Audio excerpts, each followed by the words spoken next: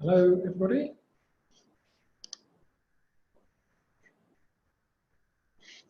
We had a chat window open, so our question and answer window, and we're going to be starting the session fairly soon, in the next couple of minutes or so, just giving people time to join.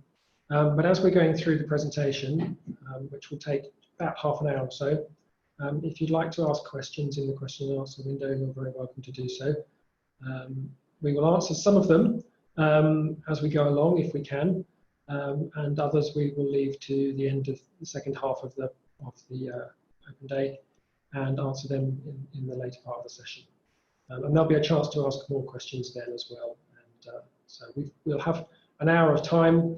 About half of it will be presentation, and then the other half will be some time for questions and hopefully some answers that are useful to you.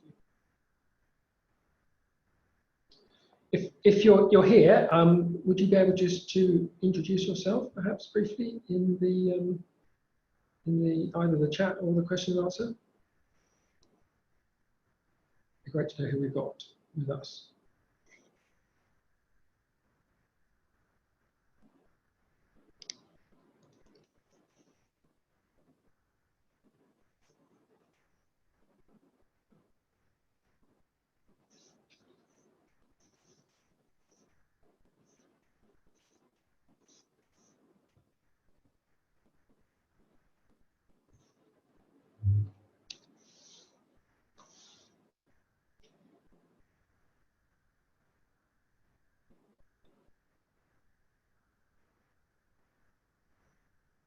Hi, Miranda. Good to see you. And you're our first person, so welcome.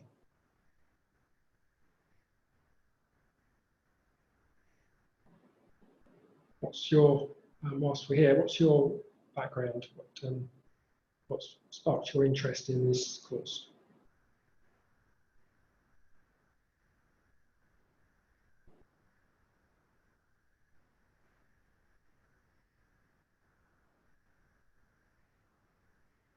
Hi, Marisa, also from the USA.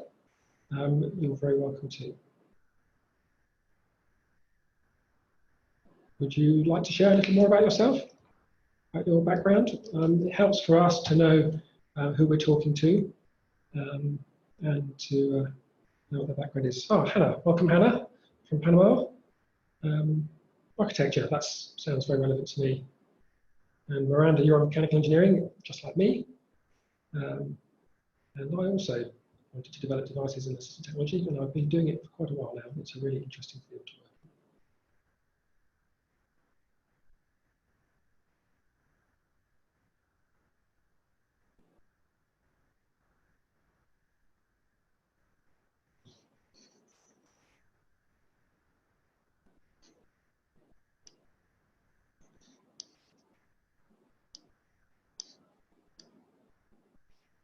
Have you got anybody else? Anybody else arrived? Then would you be able to introduce yourself in the chat window? Otherwise, I think we will need to make a start.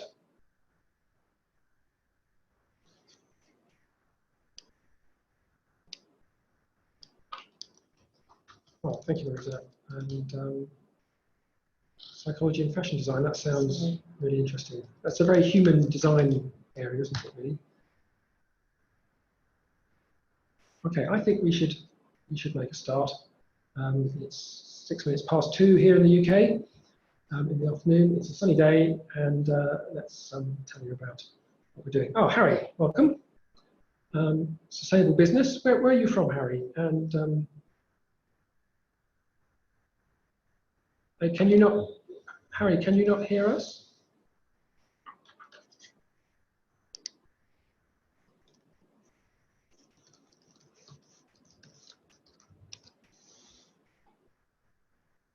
Welcome, Randy. Another engineer.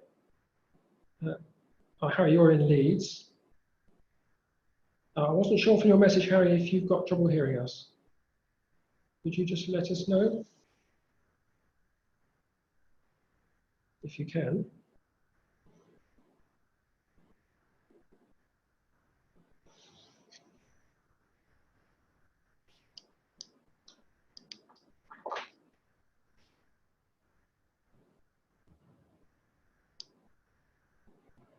Okay, good. Thanks, Harry.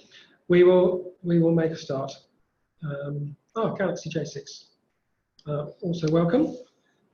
Are you able to tell us about your organisation, what kind of work it does, or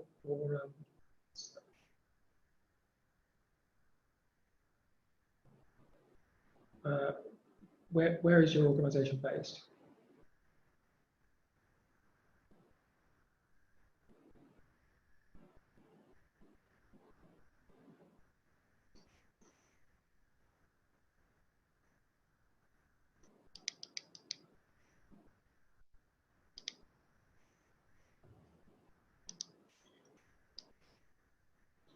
Great. Okay, I think we should make a start.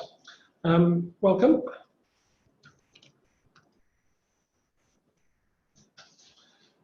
Okay, so this is a presentation about our MSc in Disability Design and Innovation. And we've got an hour just to go through some slides that will explain what we're doing and how the course works. And then we'll have plenty of time after that for some questions and answers. If you have questions along the way, as Aisha's just put in the chat, please type those into the question and answer box. And some of those we may well be able to answer as we go.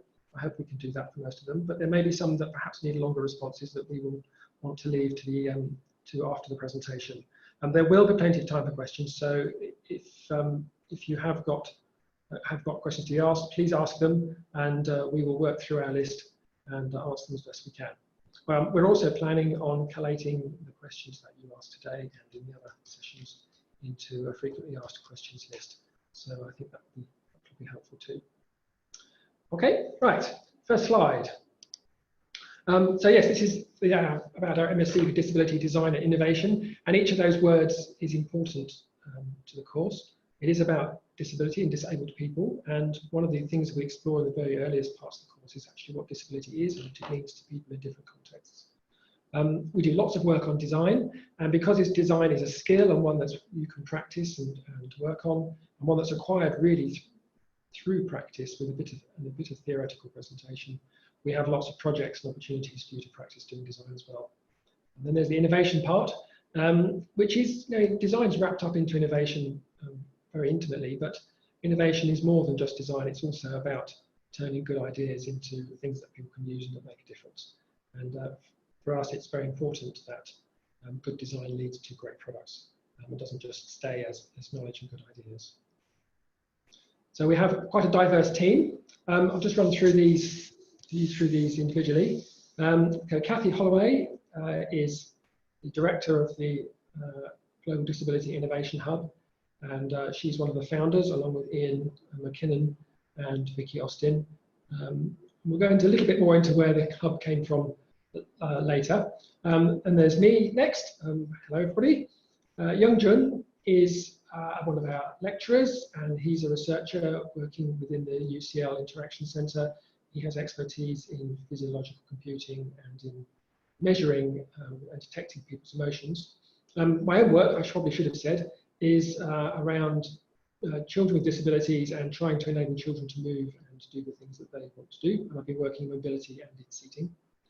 Ian McKinnon is another of the founders of the Global Disability Innovation Hub.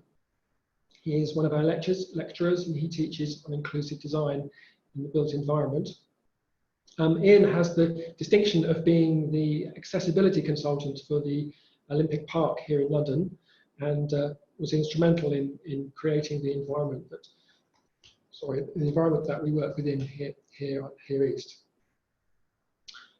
Next we have Aisha, who is our administrator for the course and for the GDI Hub, and she has a crucial role in making sure everything runs smoothly, and we are very grateful to her for all that she does.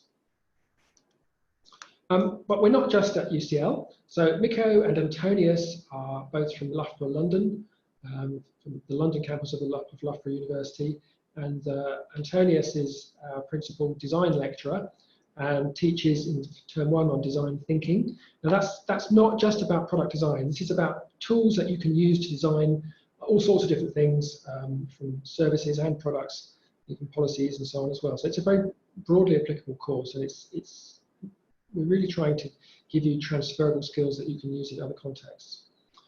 Edwin Firry, he's from the London College of Fashion, and he's lecturing on business and marketing in the context of international development. And we are really glad to have London College of Fashion on board. We feel that fashion is an industry that's very focused on providing things that fit people and that work for people really well, and on doing the delivery of those products internationally. And those are things that we really want to see happen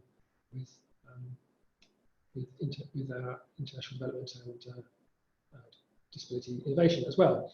And Gabriella also supports Edwin within the London College of Fashion work and does some of the teaching there too. Okay, let's just keep going with the team. I haven't seen any questions yet. Could somebody just do me a test question to see if that's working? You can ask anything you like, and we might even be able to answer it. Okay, so a little bit of an outline for the presentation. There's a bit about the hub to start with, where it came from and who we are. We'll give you a kind of broad overview of the MSc, talk a little bit more detail about kind of student experience and things that are around, go into some more detail on the course, and then we've got that question and answer session at the end. I still haven't seen any questions. If somebody wants to type something in, I would be really grateful if you can find the Q&A tab on the Zoom menu bar. So click on the Q&A tab, and that should open the questions and answer box for you.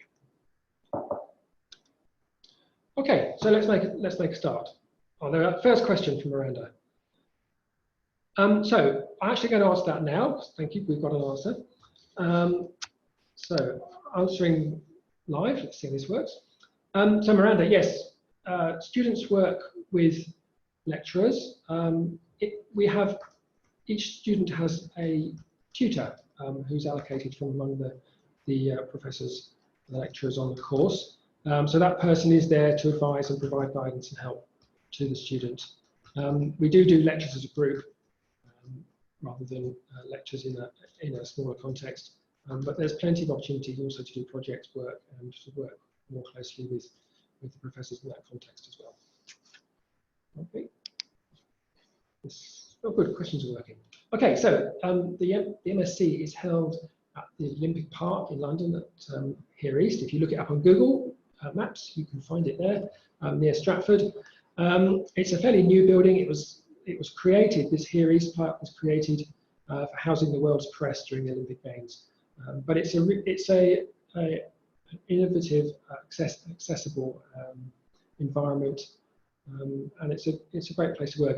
We've got really good transport links through Stratford International Station just nearby, with high-speed rail to continental Europe. Good links with surface rail and tube into London, and links to the country as well. So it's a great place to be. There we go.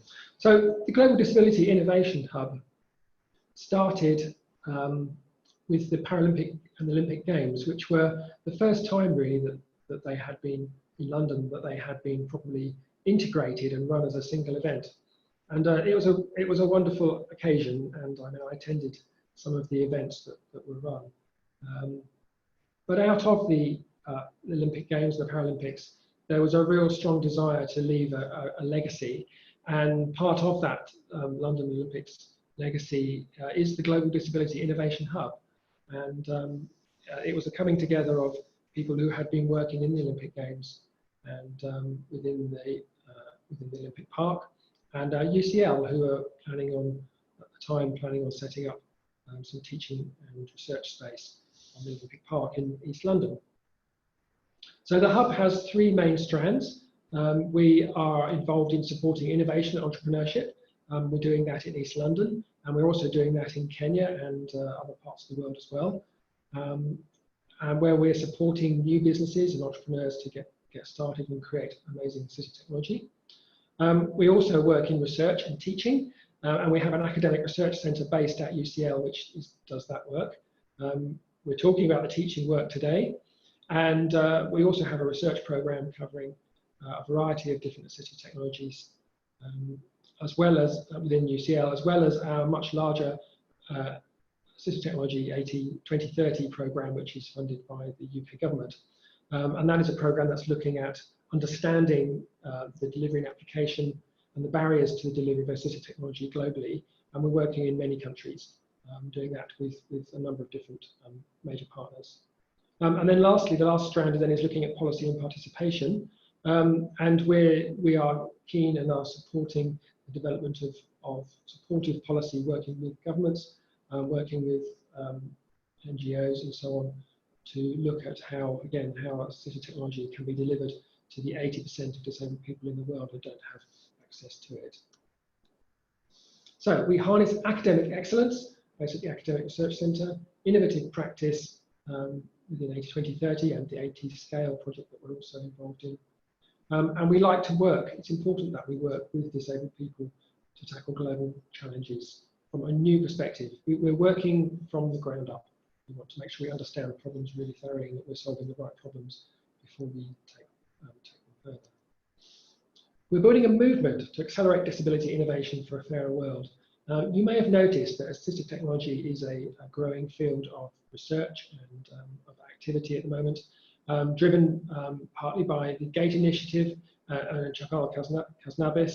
There are other actors in that space. WHO is also working in that space, the ICRC, the Red Cross, and Clinton Health Access Initiative and others, as well as a number of smaller NGOs who are delivering services. But we're working together to bring disability innovation forward and make a better world for us and for people with disabilities. Okay, so very briefly then, the Disability Innovation Hub was founded in 2016. We have a research portfolio running at the moment of over £20 million. And the Hub is an academic centre, which is the bit within UCL, but we also have a company as well. It's in the UK, it's called a community interest company, but it's a social innovator. It's how that works. It's a not-for-profit company. And we also run a biannual Global Disability Innovation Summit. And the next one is later this year, the day before the Paralympic opens in Tokyo. So we are delivering the AT 2030 programme. That's the £20 million programme there. If you look on our website, you can find out a lot more about that. We're involved at a number of leading conferences around assistive technology and disability. And we like to encourage our students to be part of that. One of our students submitted one of her midterm projects to the Computer Human Interaction Conference to CHI in Hawaii, and her paper has been accepted, which we were delighted about. So we like people to get involved and to have a go at seeing if they can get their work into conferences. We also have people in significant positions of influence as well. So, for example, Kathy Holloway is working on the WHO's Global Report on Assistive Technology. We're a founding member of AT Scale. This is a global partnership of large organisations working to deliver assistive technology to the people that need it, particularly in the Global South, where the 80% of disabled people live. And we have delivered the Paralympic legacy for London 2012. We exist, we're doing the work, and the cultural change in the UK that happened as a result of that Paralympics is feeding into the work that we're doing. And then we're also, just lastly on that slide, we're also looking, and well, we are supporting the development of innovation ecosystems in East London with the East London Innovation and Enterprise Zone, and in Nairobi as well with the project called Innovate Now, part of the AT 2030 Spark programme, where we're supporting and advising entrepreneurs in creating assistive technology based companies and organisations. So, bigger picture. Let's have a look at the MSc. Now we've had a look at some of the background. Okay, so UCL is a strong UK research university. It's a strong global research university, and the UCL Interaction Centre on Gower Street in London is a world-leading research-led centre with our MSc hosted within it. And also a world-leading MSc on human-computer interaction. We have a really strong team there in the fusion of computer science, fusion interaction, and psychology. And we have projects available within that field for dissertations if people are interested. It is also, the MSc is also, we also work with Loughborough University. And Loughborough University have a really strong design department, and their postgraduate design education, some of that they do in London. And so we work closely with Antonius and Mikko from Loughborough to deliver the design thinking components of the MSc. And they have a really excellent program of in collaborative design work, working with people, with volunteers in the local area. And then there's the London College of Fashion, which is part of the University of Arts London. And this is a multidisciplinary school, which has a global reputation for its fashion business courses. And it also is working within the international development context as well. And the business school there is very strong, as I said earlier, on delivering teaching and education around how to deliver people-centered products, mainly clothes, but that expertise is really relevant to the delivery of assistive technology as well. A bit about student experiences. We have a question actually from just Galaxy A30, where I will just pause for a moment and look at that. So you've asked how to become a good student in this area and to innovate. So I think becoming a good student is about attending lectures. It's about listening to what you're taught. It's also about doing some reading and working on your own initiative to learn and discover in things that are of interest to you. We will provide you with the projects that we run, the assignments that we do, with lots of context for practicing and developing your capabilities and your ideas. So it's really worth engaging with the project work that we do, and to take advantage of the experts that we have available to help you. And we also encourage people to engage with their communities. So we've had some of our Chinese students, for example, this year have been doing some of their research with people based back in China and thinking about how to make their projects relevant to their own country. Others have been thinking about work that's aimed at Africa and so on in their projects, parts of Africa as well, within their projects. So I think really what we would encourage you to be a good student is to engage and to think and be creative, and don't hold yourself back too much. Just to answer a question that's happening in the chat at the moment, if you want to register for this course, you register with UCL and apply for the course at UCL, and the Loughborough and London College of Fashion involvement comes with that. So UCL is the lead organisation. If you register for the course with UCL, then you automatically get enrolled with the London College of Fashion and Loughborough as part of that. That all gets worked out. Okay. Galaxy A30, to innovate. Well, innovation is about having a good idea and making it happen. That's hard work, but much of this course is about teaching you how to do that. Okay, let's have a look at the next part. So yes, students will have one-to-one mentoring. We have a tutor for you, and your tutors have an office hour when they are available for you to come and talk to them and ask questions. We have an environment, an inclusive learning environment, where we work really hard to make sure that people are able to access the learning and teaching, whether or not they have disabilities.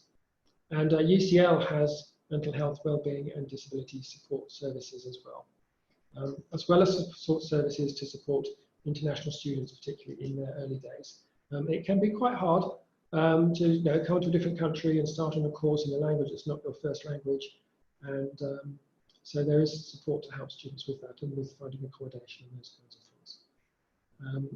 We have some making space as well, and so we encourage our students to build prototypes and to make things, and you're inducted with a practical induction into the Be Made making space at UCL. And you're part of the involvement in the MSc. We expect you to attend the modules and go to lectures and learn. We run some social events from time to time. And if you want to get together to organise some social events yourselves, then that's great. You're very welcome to do that. And we will help support you with that. There are also opportunities for volunteering as well. So, for example, some of our students have joined a UCL society that designs and builds technology for disabled people to try and meet needs that they have and solve some very real problems. And a number of our students have got involved in that. And you're also welcome to join the UCL clubs and societies, of which there are very many. And there's more information about those on the Students' Union website, which there's a link for there in the presentation. So a little bit about the structure of the course. We run over 3 terms. Each term, the first 2 terms are split into 2 parts with a reading week in the middle. Term 1 lays the foundations for the remainder of the course. And the core module for that is the Future Global Technologies for Disability and Development. This is a 30-credit module. That's 300 hours of study in the first term. Most of that 300 hours actually is self-study, and it's time that you do yourself. So this is just to answer Miranda's question. This is a 1-year program. It's very much a full-time program. We really don't suggest that you take on another program in parallel with this. You will find it is too much and you won't be able to do it. Some of our students do work to help support themselves, but that is part-time working, and you need to be available to attend lectures. We don't have the option for extending to 2 years at the moment. It's a 1-year course. So that's Future Global Technologies module is about disability. It's and what disability is, and some of the political, small p, context for disability. Thinking about social and medical models of disability, we look a little bit about capability approach and think about how that works. We also look at international development and do a brief introduction to innovating in an international development context. And then we look at some technologies, and we look at sensors and some other assistive technologies, both high-tech and low-tech. And then finally, after the reading week, we look at some case studies where we examine a real problem in the real world, and look at how somebody else has attempted to solve that problem. They may not have actually come to a final solution. They may have got stuck somewhere, or it may be work in progress. But we look at that case study, and then we set those case studies as a problem for you to solve, and see if you can come up with solutions to the problems that are there. And you can look at those from a technology perspective, or service design or policy. We're not expecting all of you to be product designers. And the next module then is design thinking. This is a compressed module which runs towards the latter part of the first term. And these are design thinking skills. If you're a product designer, you'll be more familiar with this content. But I think you'll find that it's still of interest and useful to you, and it really teaches a very user-centered approach and gives you thinking tools for problem solving that can be applied in many contexts, not just in product design. And that's the Loughborough delivered content. And then the last module, which we run in term 1, in parallel with the other 2, is the research methods and making, which Yongjun delivers. And that has two foci. The research methods, we cover qualitative and quantitative methods, from questionnaires and interviews, and but also looking at quantitative methods with using sensors and other kinds of measurement as well. And then we look at a bit of statistics. And the other part of that course then is much more practical, where we're teaching you how to make things. We're teaching you about materials and how they behave, a bit about basic electronics. And what we're really trying to do with that is give you some skills so that you can, in the later part of the course, you can do some making and build some prototypes yourself.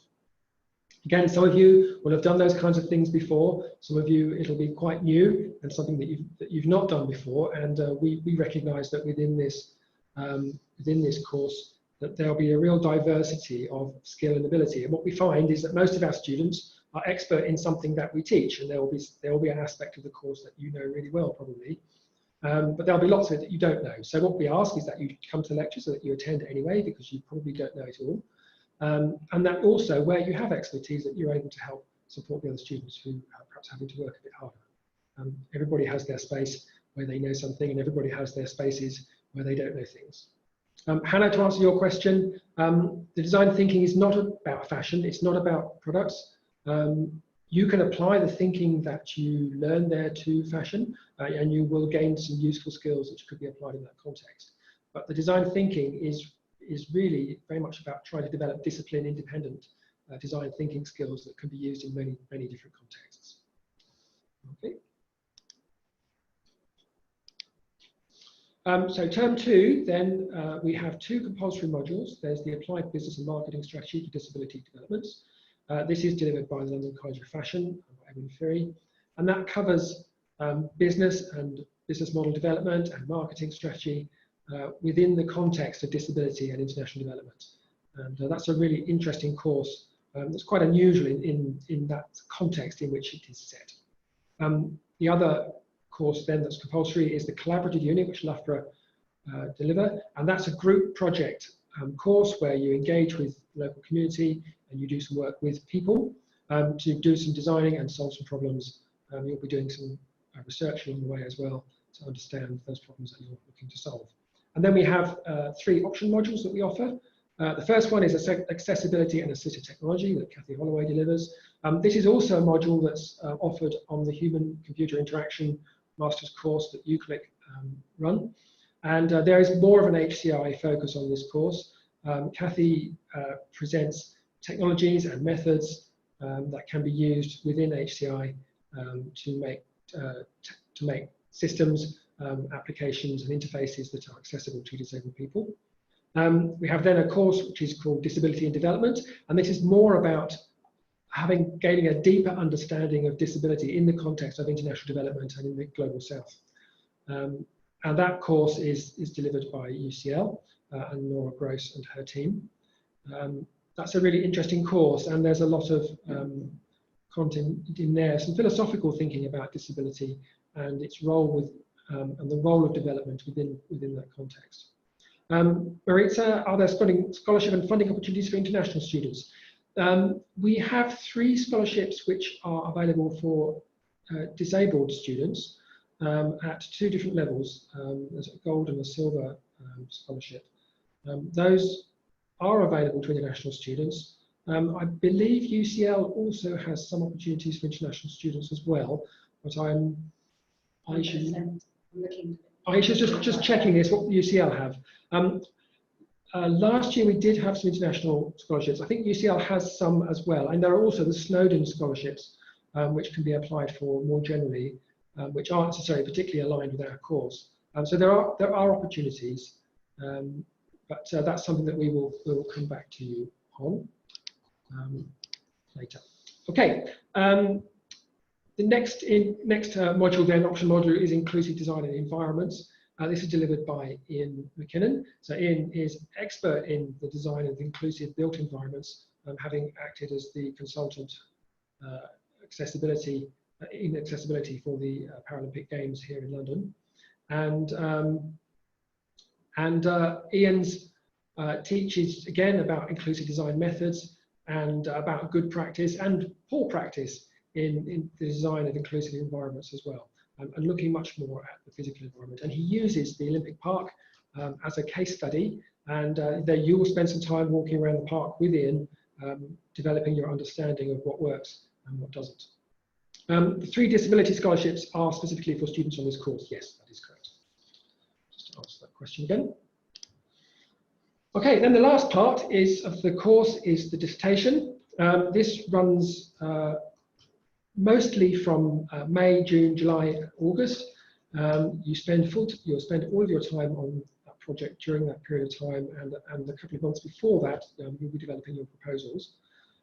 We are really flexible on dissertation projects that people do, and whilst we have a list of really interesting projects that come from our teaching staff and from our researchers, we also do accept your own project proposals, or we might want to work on those with you and help develop them.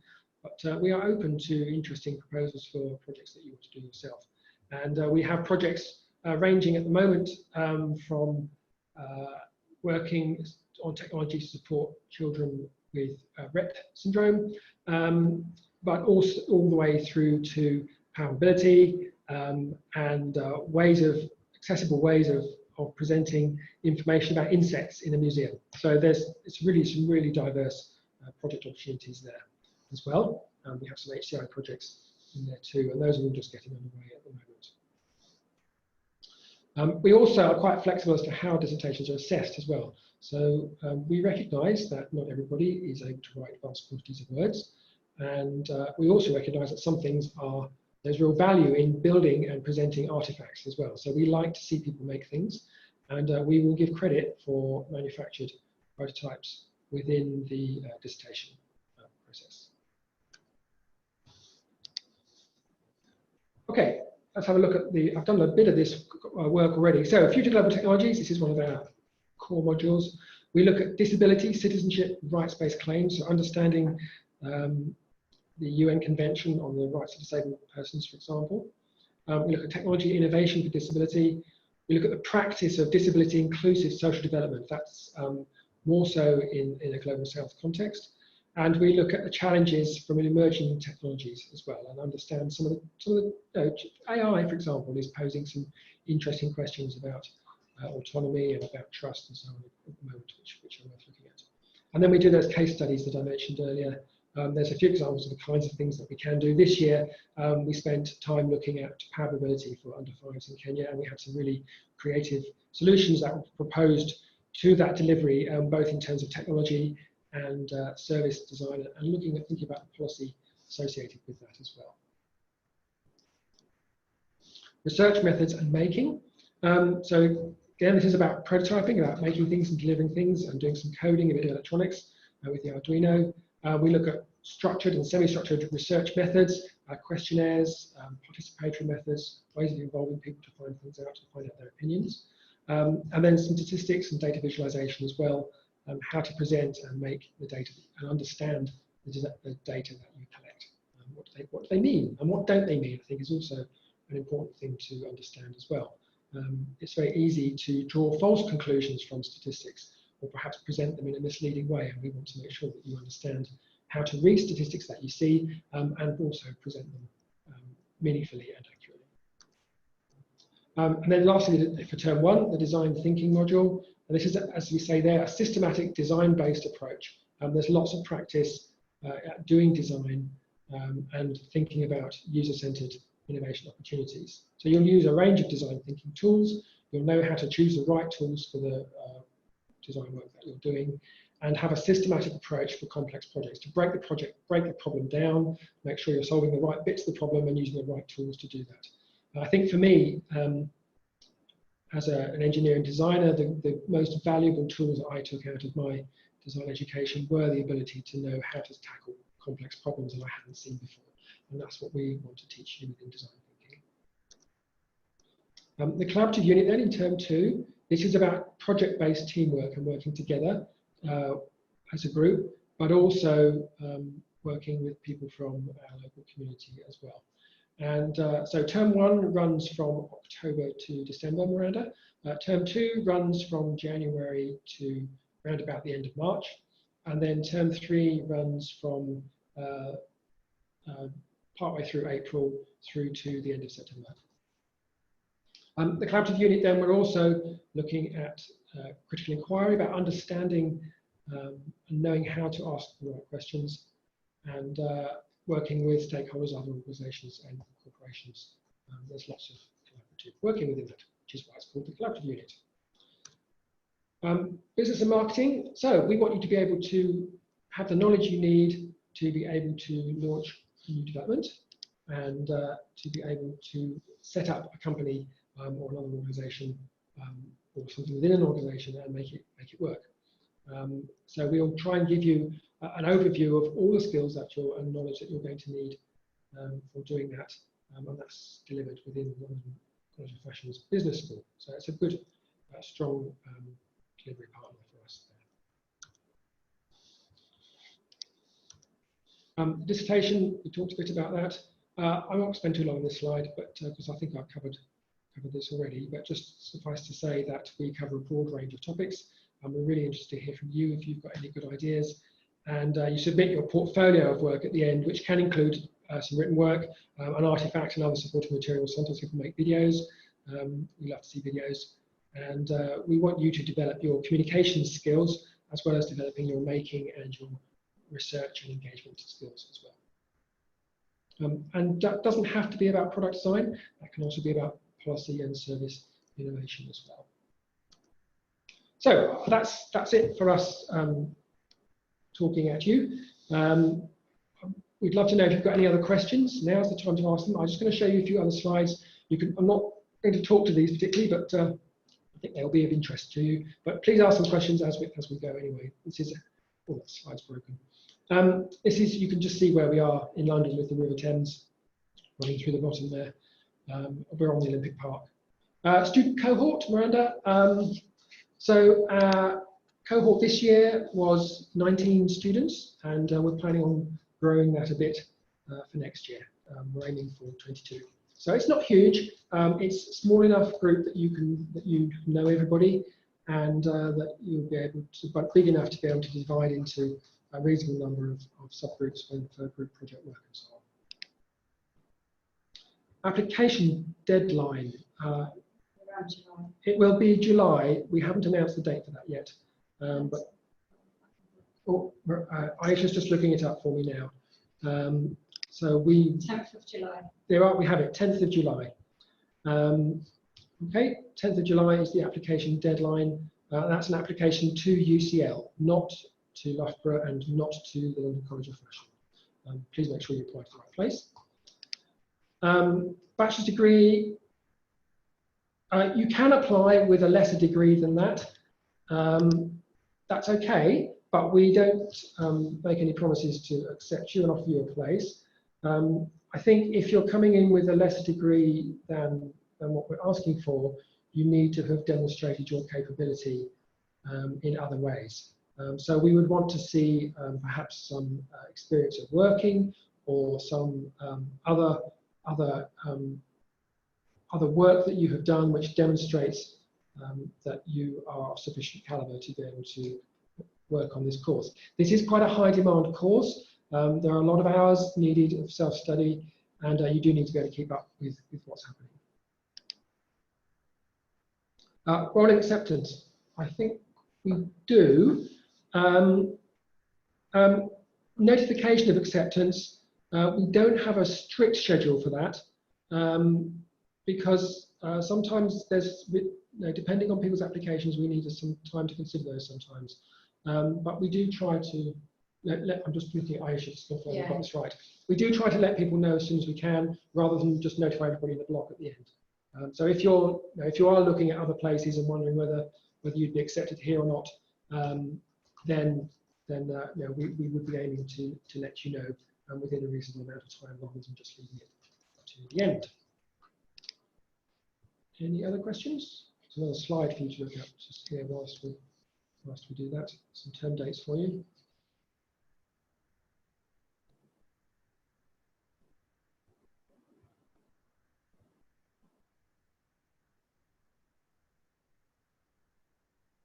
So just to say a note, that third term is that 11th of June. Actually, our course is a one-year course, and we do, our students are involved in the MSc and contributing to it right through into September. So I think we should probably need to just check that final term date there, 11th of June 2021, because it is a one-year course.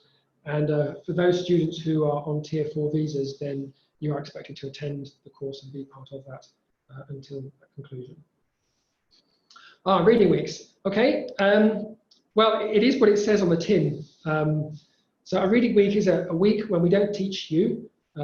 It's usually halfway through the term, and it's a week to do some reading and to do some learning and perhaps catch up on some bit of project work. It's not exactly a break. There are things to do, but you don't have any teaching within that week. So if you wanted to go and work somewhere else, or go home for a bit of time and work there, that would be fine.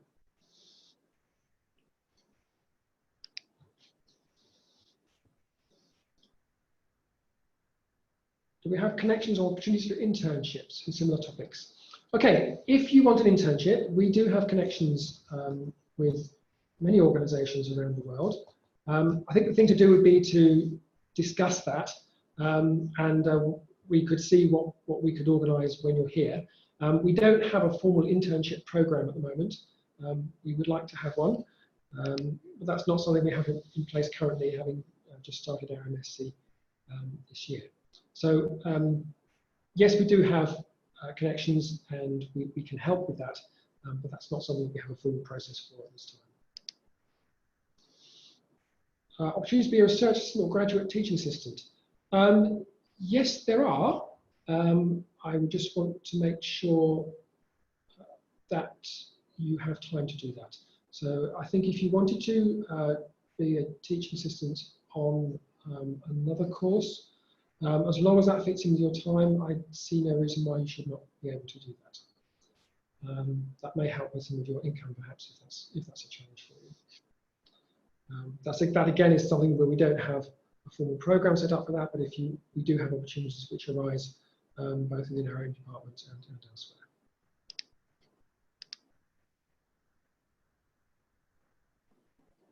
You're working, not studying, but you want to study this degree. Is it possible? In what way do you mean? Do you mean can you study and work at the same time? Could you just clarify that? Could you clarify that for me? And where are you based?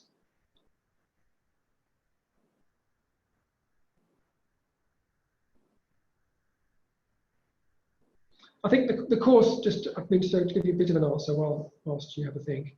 The course is designed to be full-time. It is quite a lot of work, and some of our students do work to help support themselves whilst they are doing the course, but they don't work anywhere near a full-time job. You would not be able to do that because you would need to prioritise attending lectures. But we timetable 3 days a week rather than full-time. So there is a bit of, there's some flexibility about which days you need to be. There are some days where you would be able to. Okay, hope that answers your question. Come back to me if it doesn't. There's a slide here with our chart to show you the timetable on it, and this is the timetable that we were running previously.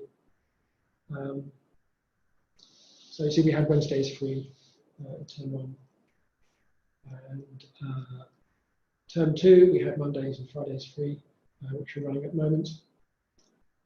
Term 3 then, here's the map on the pleasure fashion route. Term 3 is then full-time dissertation work.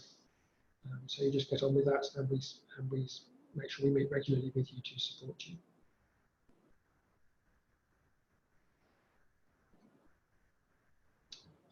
Any other questions?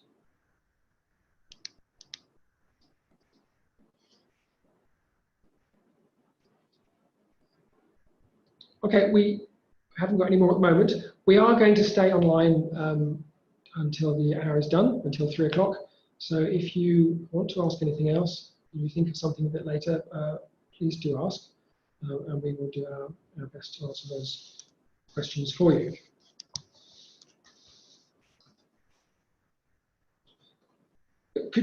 Perhaps I could ask you a question, and maybe you could feedback on this in the question and answer window. Could you tell me how you found out about the course, and perhaps a little about why you are interested in it? It's pretty useful for us to know about what motivates our students and why you're looking at it. Civil engineering, Randy, absolutely. Yes, civil engineering is highly relevant. We need accessible built environments, and civil engineers are key in creating those.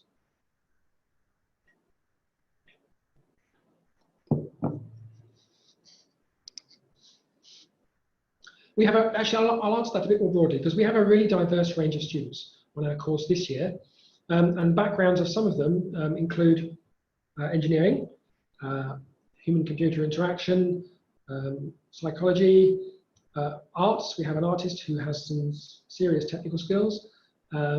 We have I mentioned engineers already. We have physiotherapy as another of our backgrounds. We also have other people who have a lot of experience, have a technical qualification and experience of working within disability, but not necessarily any disability education themselves. So we're not expecting that you have previous experience of working with disabled people, although obviously that would be something that would be of value for you. But we are very diverse, and that is both a strength and a challenge within the course. It means people need to get to know one another, and people have different ways of thinking about the world. People have different ways of using language, and it can take a little bit of time for those kind of things to settle down and work out. But that diversity is also a strength, and it brings richness to the course, it brings richness to the discussions that we have within our lectures and within our tutorial sessions and so on. So we like to have that diversity. We like students from all different backgrounds that come, so that's a good thing. I'm just reading Miranda's comment.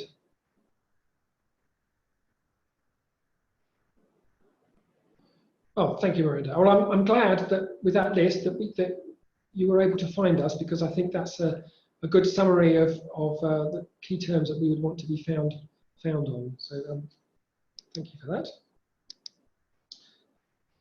Hannah's just made a note.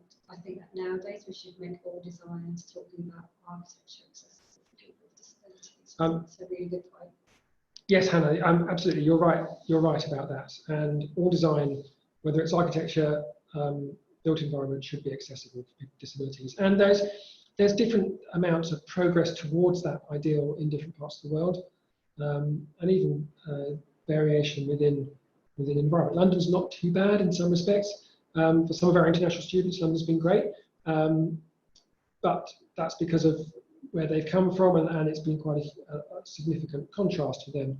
But there are also chunks of London which are not so accessible, and buildings which people can't get in, where there are particular challenges with historical buildings, with their rather old tube system, underground train system, which was much of which was designed and built in 150 years ago. So there are challenges in integrating and making things accessible when things are already built, and the accessibility is an afterthought. But with new build, then I think, as you say, everything should be accessible and open to people with disabilities. And that's not just about people being wheelchair users. That's also about people with sensory disabilities who may not be able to perceive signage, for example. How do people know how to navigate? And it's also about understanding people with hidden disabilities and with other things like autism and Asperger's, with motor disabilities perhaps like Parkinson's, and other perceptual disabilities where people may become perhaps saturated with overstimulation or find picking details out of cluttered information difficult.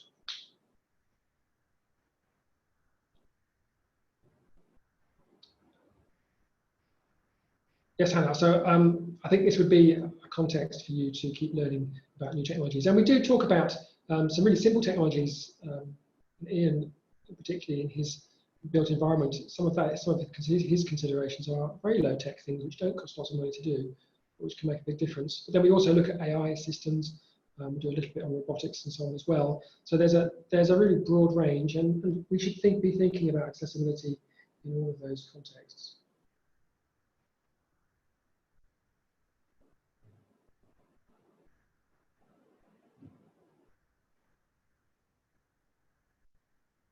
Any more questions or thoughts or comments? Perhaps a few others of you could share how you found out about the course.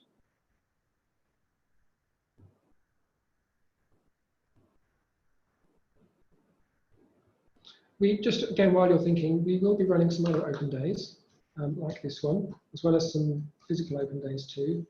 And for those, we're planning on running some themed open days. So we will be putting notifications of those on the website and letting you know what's happening. Aisha, just a thought, we should have a mailing list that we distribute things to, or maybe we could do that through Twitter, so that if people are interested and want to subscribe to something, then we can make sure that they are notified.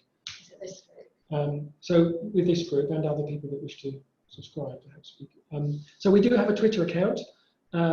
We use the GDI Twitter account, which is at GDI Hub. So you can search for us and follow us on Twitter, and we do put announcements on there. We also announce things on the website as well. But I'll see if we can think about how we could do an email mailing list as well for a smaller group of people who may not be using those platforms.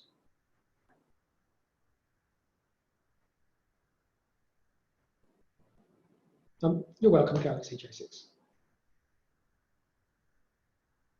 thank you for attending. It's great to have an interactive group of people to work with like this. It's not quite the same if everybody's quiet and doesn't say anything. So thank you for getting involved and contributing. You're welcome, Hannah.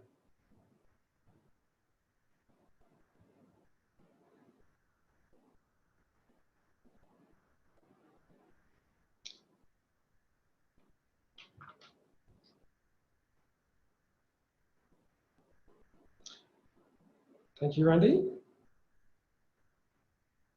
Yes, we're looking forward to running the course again in September, in October this year. We've learned a lot this year, so our students have been patient with us here. Next year is going to be even better than we've done before. And we are learning as we go. It's the journey for us, thinking about how to create an accessible course and how to deliver content in a way that works for people without them being overloaded, and making sure that people can get the information and the learning and so on that they need. And so we are glad to hear and get feedback from people.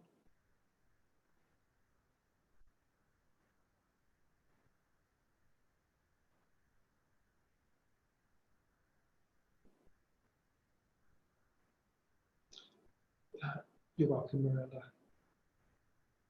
Okay, Miranda, in that case, do we have your email address? And if not, would you be able to email us and share that with us? You don't have to type it on this chat if you don't want to. But can you make sure that we have that, and then we can include you?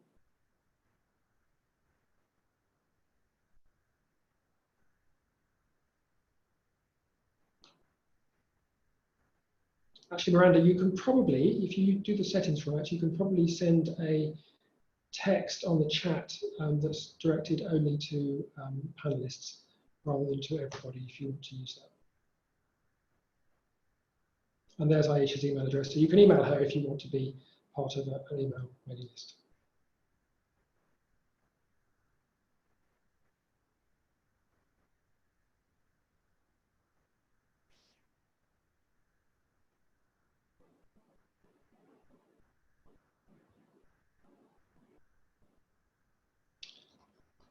Okay, I think it's time to wrap up. We've got to the end of our time. Thank you, Miranda. Just acknowledged your message there. Thank you for your time. Thank you for joining in and being an engaged and interesting audience. I hope that we hear from you again and that you will apply for a place on this course if this is what you want to do. Oh, question from Galaxy J6, just squeeze one in at the end there. You've worked for 10 years and gained a lot of knowledge about design and disability. How can it help? You're asking how your knowledge about design and disability can help to help people. Could you just clarify your question a little more, possibly? I think on this course, what we're trying to do is to provide people with knowledge about design and disability, but then also teach people how they can apply that and how they can use that knowledge with the design tools that we're teaching about and with the work on international development to use that knowledge to make a difference. So if you're coming with a lot of knowledge, but you're not sure how to use it to make a difference, then we can definitely help with that.